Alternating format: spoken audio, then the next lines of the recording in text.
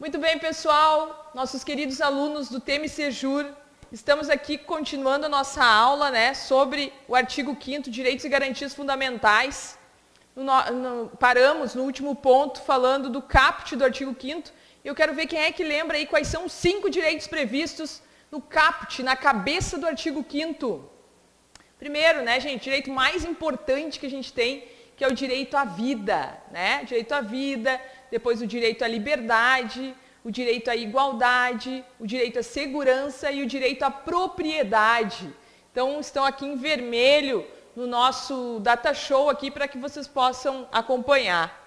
Lembrando, pessoal, como já ressaltei na aula passada, o que o STF entende que não só o estrangeiro residente no país, mas que qualquer estrangeiro tem direito, então, a usar esse rol aí de direitos que nós temos no artigo 5º.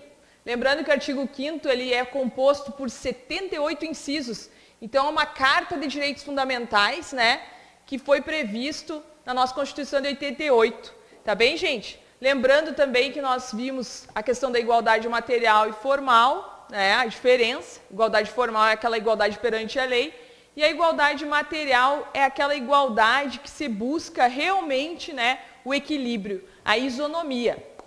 Por exemplo, amanhã nós estaremos fazendo treinamento físico para a prova de agente da Polícia Civil de Santa Catarina, e a gente percebe então que as exigências físicas para as mulheres são diferentes das exigências físicas para os homens. Por quê? Porque naturalmente a mulher não possui a mesma força muscular que os homens. Então, por isso, o próprio STF entende que isso não fere o princípio da igualdade, tá? Temos vários outros exemplos, gente? Lei Maria da Penha e etc. Bom, vamos lá então para o inciso 1. Vamos passar inciso por inciso do artigo 5º para não errar nenhuma questão nessa prova, tá? Homens e mulheres são iguais em direitos e obrigações nos termos dessa Constituição. Vejam, os homens e mulheres são iguais, mas devido à isonomia, nós, em algumas situações nós temos tratamento desigual, tá? Porque isso se chama discriminação positiva. A gente não pode discriminar alguém para rebaixar, para humilhar, para marginalizar essa pessoa, mas nós podemos sim fazer uma discriminação positiva, que é discriminar para proteger, tá? Inciso 2, ninguém será obrigado a fazer ou deixar de fazer alguma coisa senão em virtude de lei. É o famoso não sou obrigada a nada, gente? Então tá aí, ninguém é obrigado. Lembrando, pessoal, que o servidor público, ele só pode fazer ou deixar de fazer aquilo que está na lei. Enquanto particular, ele pode fazer tudo aquilo que a lei não proíbe. Então ele tem uma liberdade maior. Já o servidor público, ele tem uma liberdade menor.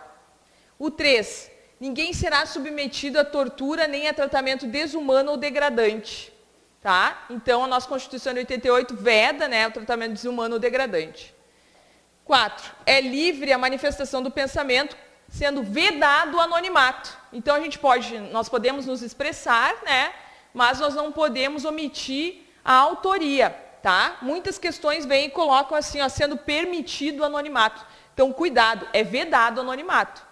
Inclusive, nós temos um exemplo aí daquela ação do Gilmar Mendes contra a Mônica Iose, onde ela foi lá e se manifestou nas redes sociais, quanto a uma questão que ele decidiu. Então, é a manifestação do pensamento, mas é vedado o anonimato. Tá? Muito bem, aqui eu fiz alguns comentários, que é aquilo que eu já falei para vocês, que para o cidadão, para o particular, essa liberdade é mais ampla do que para o servidor. O servidor público só pode fazer ou deixar de fazer aquilo que a lei permite, gente? Tá? Muito bem. Quanto ao inciso 3, a observação que eu coloquei aqui, gente, é da súmula vinculante número 11, que tem caído em questões. Então, hoje, o policial, enfim, ele vai poder usar algemas. Pode, mas ele tem que fazer uma justificativa por escrito, tá? Não precisa ser uma justificativa prévia, ou seja, ele algema a pessoa e depois ele justifica, tá? Então, a regra hoje é não algemar, mas sendo necessário algemar, a pessoa que está algemando é obrigada a fazer uma justificativa por escrito, sob pena de responder, Olha aqui a súmula vinculante, ó. Só é lícito o uso de algemas em caso de resistência e de fundado receio de fuga ou de perigo à integridade física própria ou alheia. Então, tanto do preso quanto de outras pessoas, tá?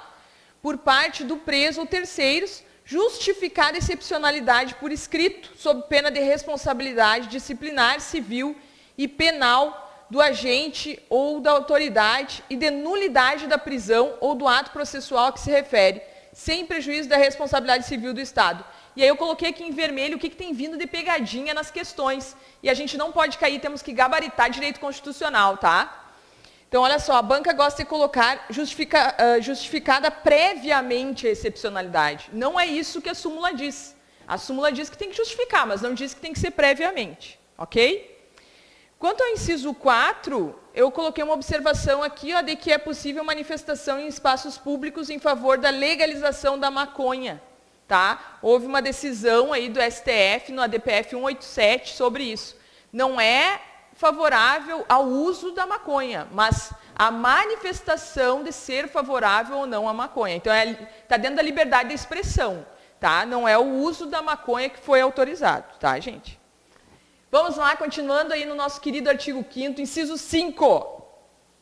É assegurado o direito de resposta proporcional ao agravo, além da indenização por dano material, moral ou imagem. 6. É inviolável a liberdade de consciência e de crença, sendo assegurado o livre exercício dos cultos religiosos e garantida na forma da lei a proteção aos locais de culto e às suas liturgias. E o inciso 7. É assegurada, nos termos da lei, a prestação de assistência religiosa nas entidades civis e militares de internação coletiva. Pessoal, então aí, ó, inciso 5, que fala do direito de resposta, né, proporcional ao agravo, além da indenização por dano material, moral ou à imagem, é importante destacar que existem limitações, né, à manifestação do pensamento. Então, por exemplo, eu posso me manifestar, mas eu não posso lesar outros direitos fundamentais das pessoas. Eu não posso ferir a dignidade de alguém usando o argumento de que eu estou utilizando a minha liberdade de expressão. Então, lembrem que os direitos fundamentais, eles são limitáveis, né? Eles não são ilimitáveis. Então, eu posso manifestar meu pensamento, mas eu não posso falar o que eu bem entender. Ou, por exemplo, eu não posso fazer um livro ensinando como torturar uma pessoa, tá? Então, a liberdade de expressão, ela tem limites, tá? Bom, vamos lá. O inciso 8. Ninguém será privado de direitos por motivo de crença religiosa ou de convicção filosófica ou política, salvo se as invocar para eximir-se de obrigação legal a todos imposta e recusar-se a cumprir prestação alternativa fixada em lei. Pessoal, esse dispositivo aí despenca em provas, tá? Então, a pessoa não pode usar o argumento de uma religião, de que segue alguma religião, para deixar de cumprir uma obrigação que é imposta a todos. Por exemplo, o rapaz, quando completa 18 anos, ele tem o serviço militar obrigatório, tá? Então, a gente não pode usar o argumento de que pertence a uma religião X ou Y para não cumprir aquela obrigação que é imposta a todos. Ou, por exemplo, eu não posso pagar o imposto X aí, porque a minha religião não permite. Então, tá, gente? Ou ele cumpre aquela obrigação ou uma prestação alternativa, tá? Isso aí cai muito em provas, esse inciso 8, tá, gente? O inciso 9 é livre a expressão da atividade intelectual, artística, científica e de comunicação, independentemente de censura ou licença. Cuidado, porque aqui também eles adoram pedir, as bancas adoram trocar e colocar assim, ó, que depende de censura. Não existe mais censura no Brasil desde aí quando findou a ditadura militar, lá em 1980 e poucos, né, gente? Então, em 88 para cá, a gente tem a nossa Constituição cidadã, que não permite a censura, ok? Então, hoje no Brasil, o que pode haver é uma classificação, por exemplo, o programa X só pode ir para a faixa etária a partir dos 12 anos, por exemplo. Isso pode, mas isso não é censura, é uma classificação. Então, ó, independentemente de censura, cuidado. Inciso 10, são importantíssimos esse inciso. São invioláveis a intimidade, a vida privada, a honra e a imagem das pessoas, assegurado o direito à indenização pelo dano material ou moral decorrente de sua violação, tá? Então aqui, por exemplo, a pessoa não pode me filmar numa situação de intimidade e divulgar isso, tá? A minha honra, a pessoa não pode ferir a minha honra, a minha privacidade, né? Claro que as pessoas públicas, elas, isso existe uma certa, né, margem ali de relativização, mas em regra não é possível violar a honra, a intimidade, a vida privada das pessoas sob pena de ter que pagar uma indenização pelo dano tanto material quanto moral.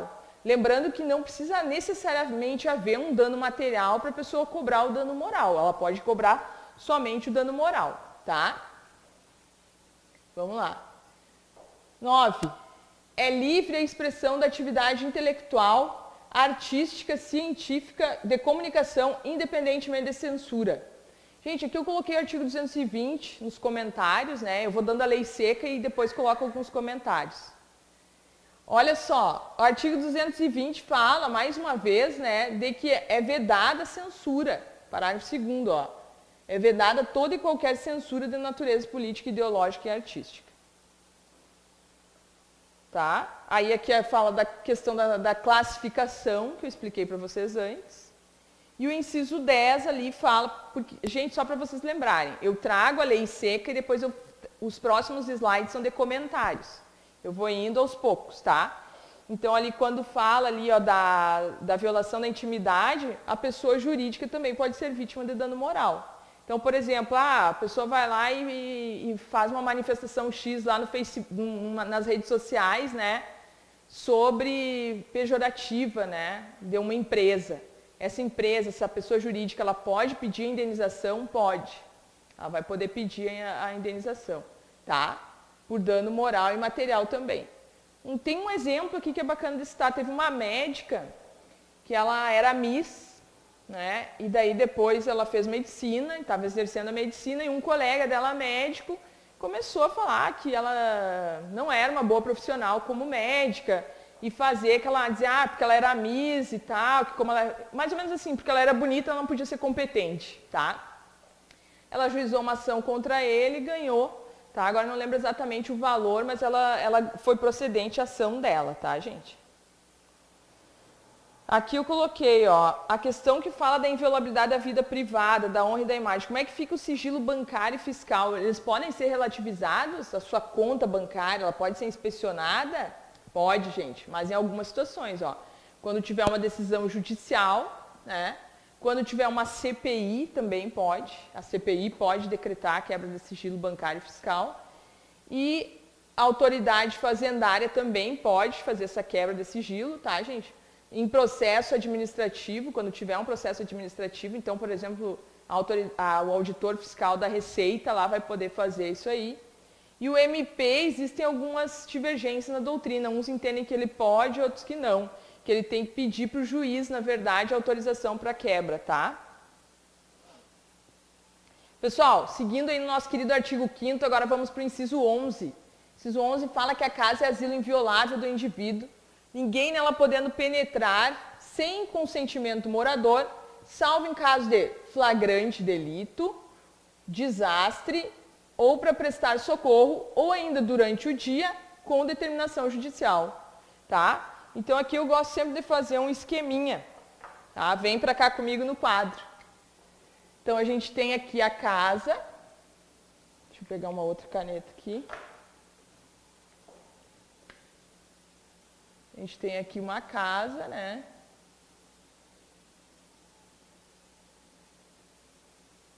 Essa casa, gente, não é só a nossa casa, mas também, por exemplo, uma garagem, um hotel, um motel, também pode ser considerado casa. Um local onde haja intimidade. Tá? Então, gente, com o consentimento do morador, pode entrar na casa em qualquer horário, de dia ou de noite. Agora, sem o consentimento, aí a regra é não inviolabilidade, não pode entrar. Mas tem exceção. Ó, primeira exceção, durante o dia com ordem judicial.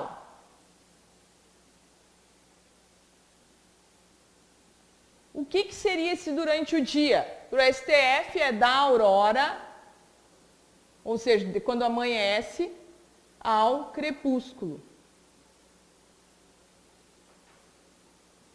Tá? E, gente, durante o dia ou à noite, por desastre, por flagrante ou para prestar socorro. Cuidado, que isso aqui eles adoram pedir em provas. E as pessoas se confundem quando leem lá o inciso 11, que a gente está vendo aqui, ó, né? Pensa que esse durante o dia é para tudo, né, gente? Então, durante o dia é só essa questão aqui da ordem judicial, determinação judicial, tá? Por desastre, flagrante ou para prestar socorro é de dia ou à noite, tá? Durante o dia ou à noite. Muito bem, inciso 12. Inciso 12 fala que é inviolável o sigilo da correspondência e das comunicações telegráficas, de dados e das comunicações telefônicas, salvo no último caso, que é o quê? Dados e comunicações telefônicas, por ordem judicial, nas hipóteses e na forma da lei, que a lei estabelecer para fins de investigação criminal ou instrução processual penal. Tá, gente? Então aqui é mais uma regra de inviolabilidade, né? Por exemplo, as minhas cartas, né? Elas não podem ser violadas, o sigilo. Ninguém pode chegar ali e abrir uma correspondência minha, tá? Correspondências e comunicações telegráficas também. Na questão de dados e das comunicações telefônicas, por ordem judicial, nas hipóteses e formas que a lei estabelecer para fins de investigação criminal ou instrução processual penal. Olha só, o sigilo de dados, ele pode ser quebrado dos dados telefônicos, por exemplo, os números que eu liguei e os números que me ligaram. Esses podem ser quebrados por ordem judicial em qualquer processo que esteja tramitando, tá? Já a comunicação telefônica, que é o teor da conversa, aí já não é em qualquer processo, aí tem que ser um processo criminal que esteja tramitando, tá? O inciso 13, é livre o exercício de qualquer trabalho, ofício ou profissão, atendidas as qualificações profissionais que a lei estabelecer. Tá, gente? Então, aqui, o exemplo aqui que a gente tem é a questão da prova da ordem, né? Que não basta ser bacharel em direito para ser advogado. Então, tem que ser bacharel, mas tem que prestar uma prova, passar naquela prova para poder exercer a advocacia. Por quê? Porque tem uma lei que limitou essa liberdade. Essa lei é o Estatuto da OAB. Então, em regra, o exercício profissional ele é livre, mas tem essa ressalva aí, tá? Aqui, então aqui tem a leitura da lei seca e depois eu coloquei alguns comentários que eu já acabei fazendo, ó. Por exemplo, a casa, ó, não falei inclusive para vocês, o escritório de advocacia pode ser considerado casa, o consultório médico, o escritório de contabilidade, tá? Garagem, consultório, hotel, motel, como eu coloquei ali na televisão, ali no quadro. O dia, gente, é da aurora ao crepúsculo. A prisão de traficante em sua residência durante o período noturno não constitui prova ilícita, já que se trata de crime permanente, tá? Então, porque ele é um traficante, no caso, né? E advogado suspeito de crime pode ter seu escritório violado para implantação de escuta ambiental, se o próprio advogado é suspeito de algum crime. Aqui a gente já falou também na questão da prova da OAB. Vamos para o inciso 14 do nosso artigo 5º. É assegurados a todos a informação e resguardado o sigilo da fonte quando necessário o exercício profissional. Pessoal, esse inciso aqui também, eles adoram colocar em prova, então toma muito cuidado, tá? Olha só, o sigilo da fonte é possível quando ele for indispensável para o exercício profissional. Por exemplo, um jornalista. Ele vai lá e dá uma notícia X e não revela a fonte, tá? Então é possível. 15. É livre a locomoção no território nacional em tempo de paz, podendo qualquer pessoa, nos termos da lei, nele entrar, permanecer ou dele sair com seus bens. Tá? 16. Todos podem reunir-se pacificamente, sem armas, em locais abertos ao público, independentemente de autorização. É isso que cai na prova. Vai dizer que necessita de autorização prévia. Então está errado. Independe de autorização prévia. Desde que não frustrem outra reunião anteriormente convocada para o mesmo local, sendo apenas exigido prévio aviso à autoridade competente. Essa autoridade competente, gente, é o município, tá? É a administração pública municipal. Teve uma questão da CESP que eu vi que colocou lá, autorização, aviso prévio à autoridade policial. E deu como errado o gabarito, tá? É a autoridade competente. Então tome muito cuidado com esse aí, com o sigilo de reunião, com o direito de reunião. Olha só, vamos para cá para o 4.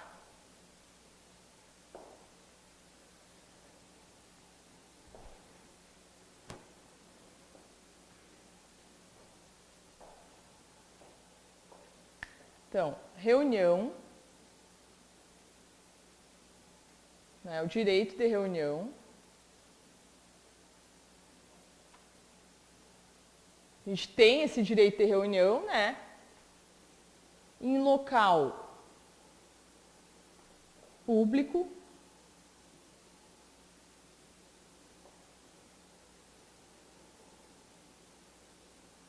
sem armas, tá? Desde que tenha, ó, eu vou pôr assim, ó, independe de autorização prévia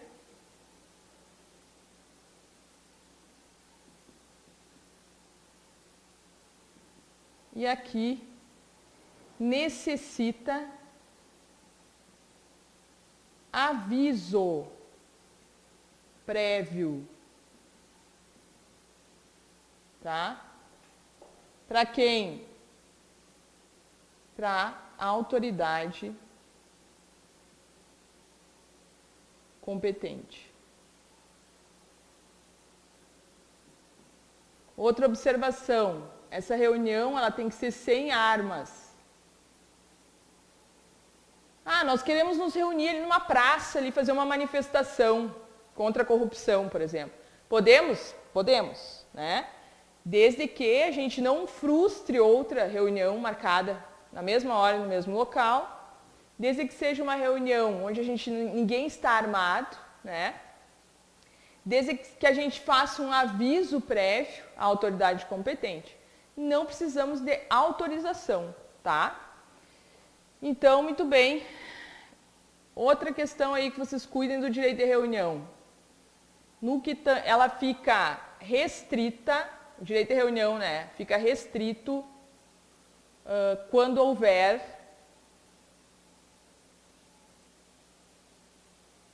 estado de defesa e fica suspenso quando houver estado de sítio. Tá? Então, quando houver estado de defesa, fica restrito. A pessoa pode se reunir, mas o Estado ele vai dizer em quais situações. Quando houver estado de sítio, aí suspende. Aí não pode se reunir, tá? Por quê, gente? Porque são medidas, né, que vão implicar nas liberdades aí quando houver estado de defesa e estado de sítio também, tá?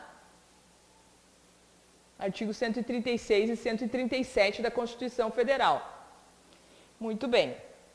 Vamos ver aí onde é que a gente parou. Isso aí, paramos aqui no direito de reunião. Agora, nos próximos slides, vem os comentários. Vamos ver aqui qual o comentário. Aqui eu falei a questão dos jornalistas, né? Que eles podem usar o sigilo da fonte, tá? O inciso, e aí eu coloquei aqui o inciso 33 para a gente fazer a relação, ó. Todos têm direito a receber dos órgãos públicos informações de seu interesse particular ou de interesse coletivo ou geral, que serão prestados no prazo da lei, a gente tem a lei de acesso à informação, né? Sob pena de responsabilidade, ressalvadas aquelas cujo sigilo seja imprescindível à segurança da sociedade do Estado.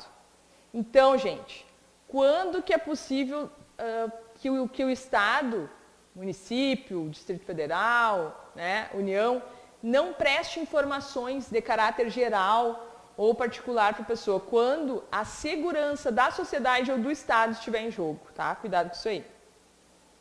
Muito bem. Ó, questão das informações, coloquei, né? Todos têm direito a informações de interesse coletivo, particular, geral, salvo se o sigilo for imprescindível para a segurança da sociedade e do Estado, tá bem? No que tange à liberdade de locomoção, vamos ver quais observações eu coloquei aqui para os senhores, meus queridos e amados alunos, tá? Pessoal, vamos lá, hein? Muita força.